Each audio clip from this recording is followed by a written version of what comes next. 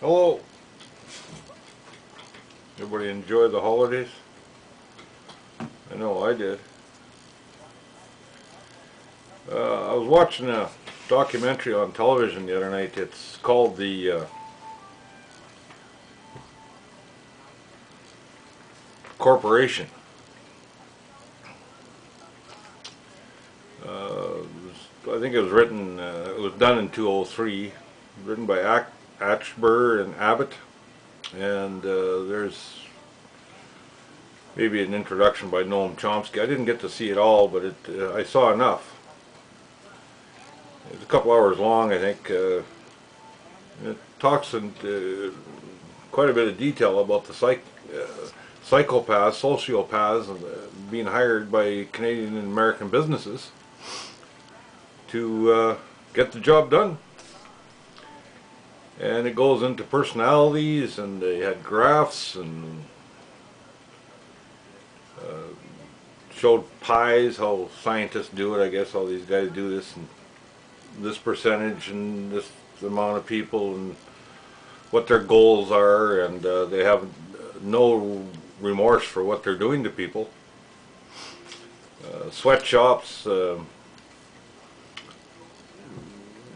just taking from workers and for the wealthy, doing what the boards of directors want in the insurance industry, I guess, and workers' comp, the stakeholders, doing their bidding.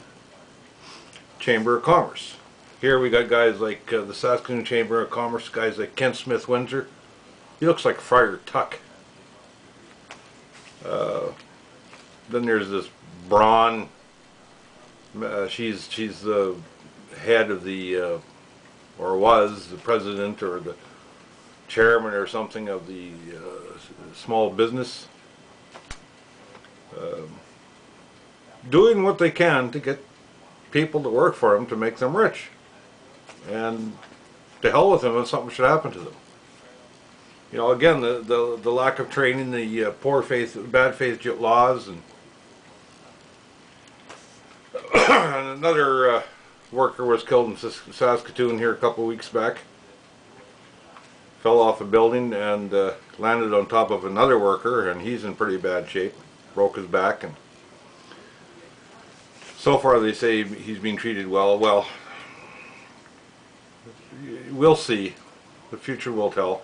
They didn't mention workers' comp. It's too early to tell. He's still in the hospital, but I still think of the way they treat other people, so they can publicize it now and get it over with, but in 2 or 3 years from now he'll be trying to get back on, I'm sure. Get people to listen. Also, I guess it looks like 90.5 FM Saskatoon, second thoughts about it. Plutocrats came around and talked to them. They're not going to do the story now. I never got the call. I was supposed to get called a few weeks back, and not a word now, so it only takes 1 or 2 calls and meetings with the worker, one call probably, one meeting with workers' comp, and it's done with. They're not going to discuss it. The Chamber of Commerce would be involved, sure, I'm sure. So I don't know if you guys are familiar with the Star Phoenix, but if you ever get to look on it in the internet, even Les McPherson, well, it was about somewhere around the year 2000, 1999 or something. There was a bunch of us who were going to, two of us I think that day, or 3 of us were going to go meet with him. They were going to do injured worker stories. So we went down to the Star Phoenix, and I was elected spokesman, of course. Well, he wouldn't let us in his office, but he met us in the hallway, and he stood back from us, 10, 12 feet, shuffling his feet, shrugging his shoulders, and telling us about how nobody gives a damn, and there's too many of us. That's all the calls he ever gets, he says, and it's just too many, it's not worth doing. And you couldn't argue with the guy. I think he wouldn't let us in his office because there was somebody in there dictating to him what he was supposed to say. There was somebody there. I couldn't see who they were or anything, but we just stood in the hall, and he stood out a couple of feet from his office door. Les McPherson. Some people ask me, is he really a reporter? If you read his stuff, you'll wonder what the hell's wrong with him. He's out of line a lot of times on a lot of issues. And I can't kick the habit. Besides, I'll quit smoking and live longer and suffer longer.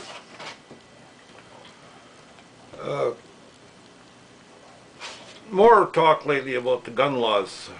What this billion-dollar fiasco. Well, as far as I'm concerned, a handful of deadbeats made a lot of money, friends of bureaucrats and politicians, and they made a lot of money, hundreds of millions of dollars, probably absconded because there's no reason for that cost.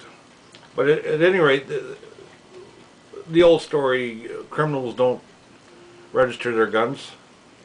Well, that's not the real reason. I think they know across Canada, the governments know, and they got together with the federal government, they know they're going to screw the citizens of this country.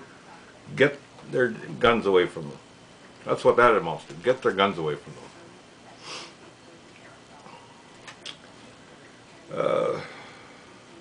On that one email I got here, it's about treatment of Canadian soldiers. Well, I've known a couple of them that came back. And they're healthy. You know, like, I don't know about their minds, but they weren't injured. But the thing is, they don't talk too much about it. But lately we're hearing stories about Canadian soldiers in Edmonton living on the streets. And the word is that they're not, the Canadian government isn't doing its part looking after injured soldiers, wounded soldiers, physically and emotionally. Well, I think their excuse is, well, we can't find them. Makes sense, doesn't it? They're homeless. They no longer exist. They've done what the corporations want them to do. They went and fought for whatever. Try out the new toys, spend money we don't have or shouldn't spend on that kind of stuff. And years ago I tried to buy life insurance. When they heard it was workers' comp and I needed some operations, they refused. So somebody meant some life insurance, but I've been refused it. So oh, and that lawyer, he won't return my calls still. It's been 2 months since he promised to mail my file as we spoke. He won't talk to me. His assistant won't talk to me. He won't return my calls. I don't know. Guess he got a better offer. Anyways, that's the end of this year. Another success story. I'm just riddled. They shot me lots this year. Have a good one.